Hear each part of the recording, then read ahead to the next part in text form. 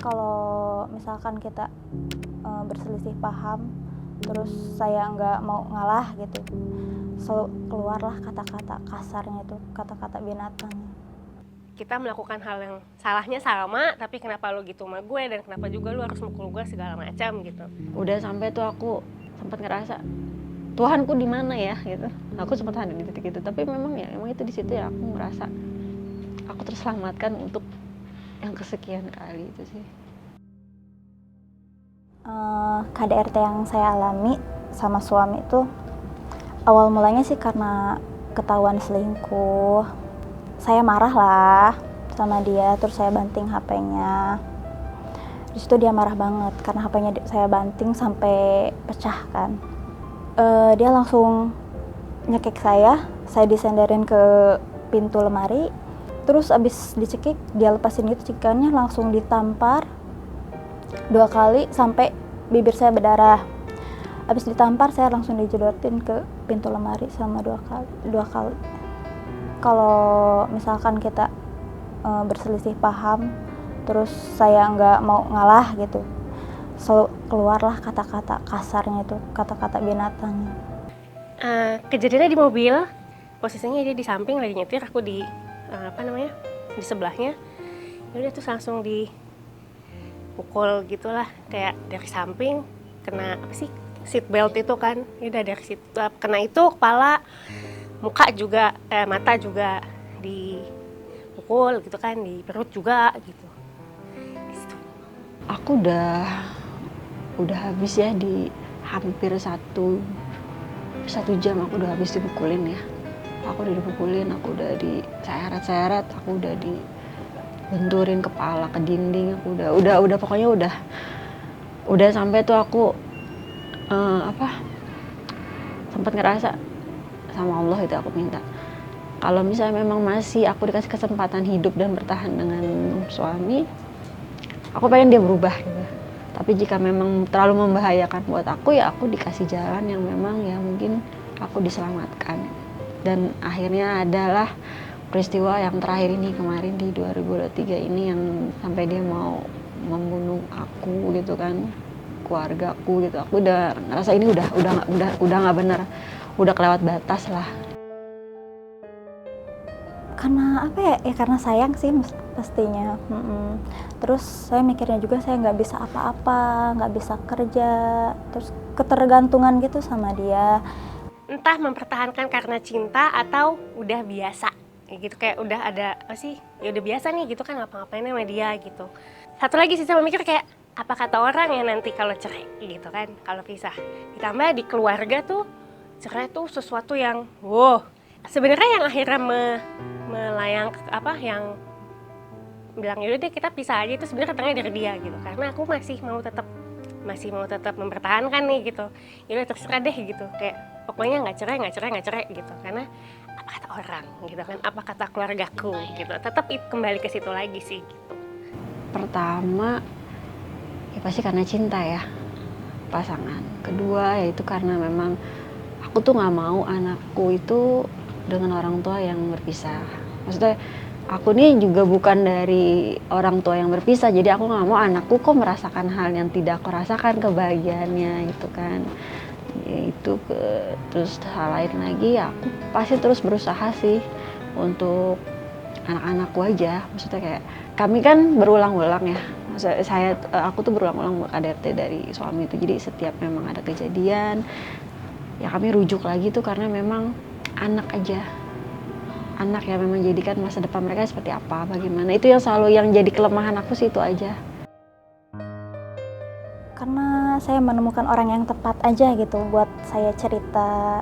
Dari 2018 saya baru cerita 2022 kemarin. Itu juga orang tua mah nggak ada yang tahu ya, saudara juga nggak ada yang tahu. Ketika ke kantor aku bedakan, semua orang tuh pada nanya, lu kenapa bedakan ya? Ditambah lagi bedakannya nggak rapih kan, karena emang nggak biasa gitu. Foundationnya agak berantakan lah gitu. Sampai bos aku yang kayak, lu kenapa sih gitu? Kok lu bedakan? Itu bedakan lu jelek banget gitu. Itu muka lu biru kelihatan gitu. Sampai aku bilang, aku lagi ada masalah nih gitu. Tapi lu dipukul kan gitu? Enggak mbak gitu. Pertama masih gitu. Sampai akhirnya si mantan suami aku WhatsApp nih, udah ya kita udahin aja, aku akan talak kamu gitu. Waktu nangis langsung di kantor kan, kebetulan bosku duduknya di belakang. Aku langsung balik badan, wah nangis gitu. Teman-teman aku baru lihat tuh ketika aku hapus make up di situ kan, itu kan kayak nangis bareng-bareng lah gitu kan kita bertigaan. Ya udah habis itu di visum akhirnya aku baru bilang sama mama, "Ma, mukanya begini," gitu. Terus ya udah baju dibuka, semua dibuka. Sama adekku juga bertiga. Kayak ya udah nangis-nangisan lah kita bertiga gitu kan. Terus mamaku bilang, "Ini udah udah di visum tapi kan udah," gitu. Secara singkatnya, kalau yang terakhir ini adalah hal yang memang cukup membuat aku tuh ngerasa ini kayaknya sudah terakhir kali, udah nggak bisa terulang lagi. Jangan sampai aku tuh udah ngerasa kayaknya Allah tuh udah kasih kesempatan ini, udah aku hidup sudah berulang-ulang dikasih kesempatan lo hidup aja sih, ini yang buat aku jadi udah terakhir. Saya gimana ya, nggak ada mikirnya, saya nggak bakalan ada yang ngebantu gitu, karena di lingkungan saya itu orangnya cuman pengen tahu aja, jadi nggak bakalan ada yang ngebantu gitu. Terus cerita ke orang tua juga, paling orang tua cuma misu-misu gitu. Ya udahlah kita nggak usah lapor polisi, kata mamaku gitu.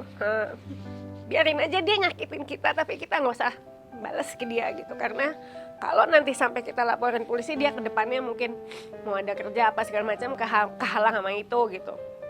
Ya keluargaku kayak gitulah tipenya modelannya. Tapi teman-temanku kayak ya udah sih laporin aja gitu kan, kenapa sih gitu.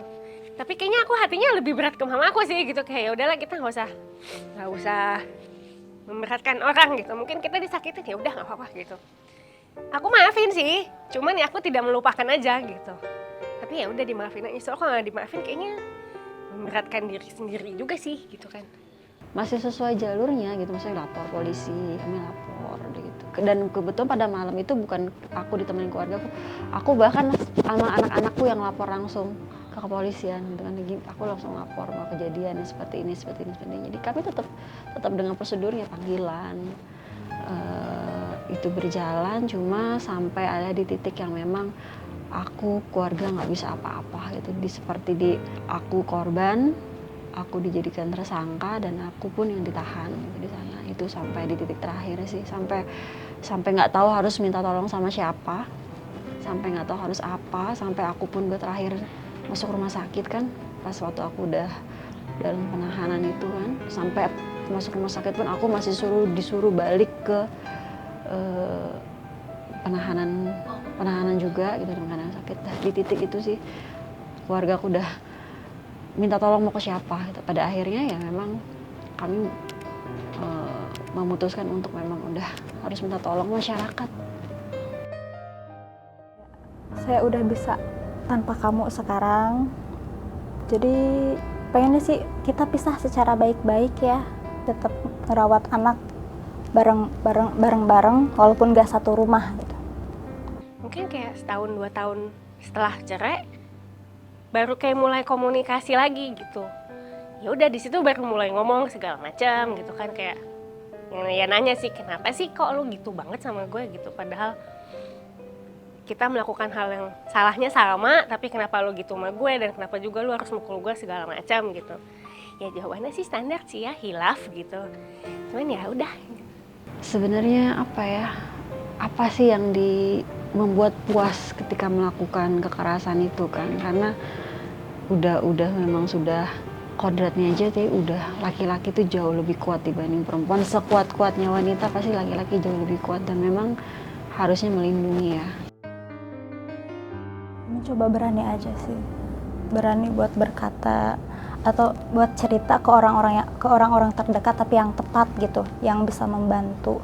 Jangan cerita ke orang-orang terdekat tapi yang malah membuat kita semakin tertekan atau apa, bukannya dapat solusi malah makin gak jelas gitu. Bilang sih ke orang terdekat gitu, pasti orang terdekat akan ngerangkul kita sih gitu. Jangan merasa sendiri, dan jangan kayak aduh nanti apa ya kata orang, aduh kata si A gini, aduh apa kata keluarga. Ya udahlah, itu kayak hal kesekian gitu. Yang penting kitanya aja dulu gitu. Ada orang yang bisa ngerangkul kita dan kita jadi nggak sendirian. Jadi untuk para korbannya memang harus segera dipikirkan dengan cepat, ambil keputusan dan harus apa. Karena memang nggak akan bisa keluar dari lingkaran itu ketika memang kita masih bertahan terus. Nggak akan pernah bisa sih. Anak pun juga ketika memang melihat hal itu, mungkin pada saat itu anak akan diam atau nggak bisa bersuara atau ketakutan, tapi dampak untuk kedepannya itu memang nggak bagus, sangat nggak baik untuk anak.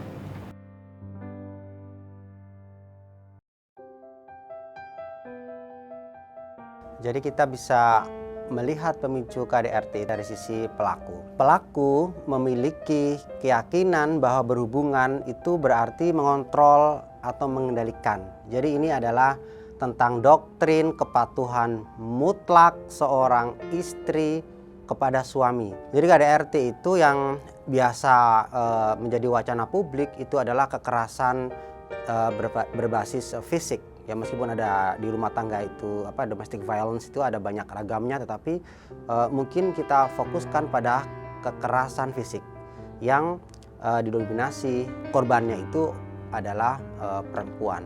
Jadi ideologi bahwa istri itu harus patuh apa kata suami, kemudian di backup oleh doktrin atau dogma-dogma baik berbasis budaya maupun agama, ini menjadi pemicu kesewenang-wenangan satu pihak dalam dua orang yang terlibat kontrak dalam pernikahan itu menjadi sewenang-wenang dan yang lain menjadi submisif. Nah, perasaan submisif itu memicu seseorang untuk sewenang-wenang kepada kita. Jadi kita perlu ingat bahwa menikah itu akad, disebut akad. Akad itu agreement atau kontrak atau kesepakatan. Jadi kita bersepakat untuk apa? Tentu kita tidak bersepakat untuk menyerahkan diri kita menjadi budak yang kemudian harus patuh dan taat itu. Jadi ideologi itu patut ditolak karena tidak sesuai dengan akal sehat. Biasanya pelaku kekerasan itu tipikal, bisa dipetakan. Pertama, dia punya keyakinan yang kaku terkait dengan peran yang berbasis gender. Yang kedua, orang ini punya riwayat sebagai korban kekerasan. Jadi baik korban kekerasan oleh orang tuanya maupun korban kekerasan di dunia pendidikan. Karena apa? Korban kekerasan itu biasanya sebagai defense bahwa ini nggak apa-apa loh, ini tuh pendidikan. Nah, itu menjadi alarm. Yang ketiga, mereka yang depresif. Jadi orang yang depresi itu juga rawan menyalurkan emosinya itu lewat kekerasan. Jadi korban kekerasan laki-laki itu biasanya bukan kekerasan fisik, tetapi bisa kekerasan psikologis dalam bentuk manipulasi atau kontrol. Misalnya seorang istri yang super pencemburu ini yang super posesif, itu juga menjadi indikator bahwa dia mungkin melakukan kekerasan. Kemudian kekerasan berbasis ekonomi. Misalnya istri melaporkan ke atasan tentang kasusnya supaya suaminya dipecat. Nah, itu kekerasan finansial. Tapi kalau kekerasan fisik sangat jarang karena suami bisa langsung membalas dan mesti kalah kalau beradu fisik. Tetapi kekerasan yang emosional, kekerasan finansial, termasuk kekerasan spiritual itu juga bisa terjadi pada suami. Dan laki-laki yang menerima kekerasan itu cenderung dia menutup diri, dia kesulitan speak up karena siapa yang mau dengerin dia? Nah, kamu laki lemah, kok digituin aja kamu ini? Makanya cenderung diam dan menyimpan rasa sakitnya itu. Jadi baik laki-laki maupun perempuan yang menerima atau korban KDRT itu sama-sama sakit. Kepada para korban perlu dipahami bahwa pelaku itu sering menyalahkan korban. Jadi korban gak nurut, korban begini, korban begitu, makanya perlu ditertibkan dengan kekerasan. Jadi kekerasan itu tidak pernah menjadi solusi. Kalau kemudian dia bawa-bawa dalil agama, kita patut tahu dan sadar bahwa Tuhan itu maha lembut, dia maha baik. kekerasan dalam rumah tangga itu sering dinormalisasi ketimbang kekerasan kepada orang asing. Ketika pertama sudah dilakukan, harus segera dilakukan tindakan. Jadi harus ada konsekuensinya. Karena apa? Karena levelnya akan meningkat. Dari memukul sekali menjadi 2 kali. Dari memukul pakai tangan menjadi memukul pakai alat. Jadi jangan pernah biarkan seorang melakukan kekerasan tanpa konsekuensi. Jadi kalau kita mendengar teman kita atau kerabat kita menjadi korban, pertama kita validasi dulu perasaannya. Jadi orang banyak menganggap kalau dia korban kekerasan itu adalah aib. Jadi ketika dia menceritakan, pertama kita harus percaya dulu, bukan nggak percaya, kita percaya dulu dan kita validasi perasaan. Karena apa? Karena kalau kemudian kekerasan ini kemudian berlanjut, siapa yang rugi? Korban. Kalau menyarankan untuk mendatangi seseorang, pastikan orang itu pro dengan kelembutan. Kalau profesi kita sebut saja langsung ke psikolog. Jangan menyarankan korban untuk melakukan pembalasan. Kalau kita tidak mampu melakukan pendampingan atau melakukan sesuatu, jangan janjikan apa-apa. Oh nanti kamu aku giniin, oh jangan, nanti kasus malah kemudian tidak terselesaikan. Sekali dilakukan kekerasan, maka Anda perlu seseorang untuk bicara. Kalau mau mengadu, maka ada Komnas Perempuan, ada Kementerian Anak dan Pemberdayaan Perempuan itu. Kalau kemudian perlu dilakukan tindakan hukum, mengadu ke polisi. Tapi mengadu ke polisi itu nanti akan dimintain visum. Karena polisi hanya menindak kekerasan berbasis fisik. Ketika kekerasan itu terjadi, maka sebetulnya hubungan Anda itu sudah rusak dan Anda harus segera mengambil tindakan. Kalau tidak mampu, maka diperlukan bantuan orang lain. Dan jangan pernah segan untuk menghadirkan bantuan profesional. Kalau sekarang psikolog-psikolog itu di puskesmas tersedia, meskipun tidak tiap hari tetapi ada, dan kita semua perlu tahu itu sebagai tindakan awal pencegahan.